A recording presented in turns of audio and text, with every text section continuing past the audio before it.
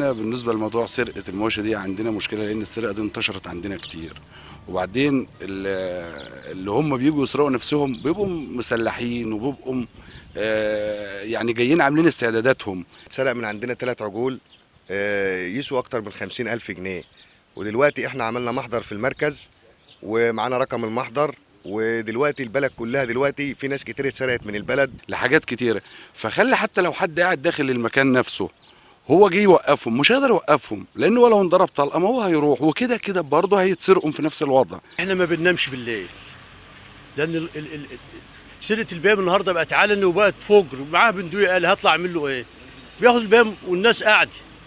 احنا بنقول تسهيلات في طرف السلاح للناس للمزارع، مش نقول ان مثلا السلاح يطلع بره المزارع، للمزارع كل مزرعه يبقى فيها سلاح.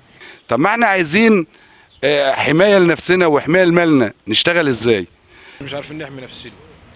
يعني دلوقتي الحراميه بتيجي تكتف بهم تنحل، ما لا في سلاح، قاعدين بشعه وطول الليل ما بننامش. طب احنا هنصحى طول الليل ولا ناكل ونشوف مصالحنا بالنهار ولا؟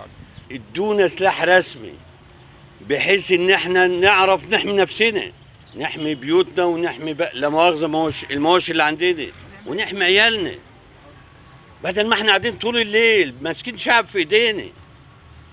الحكومه بتيجي بتعمل اكمنه على الطريق، بس بعد ما بيمشوا، والحرامي بيجي من امتى؟ بيجي من بعد الساعه 1 بالليل لحد الفجر.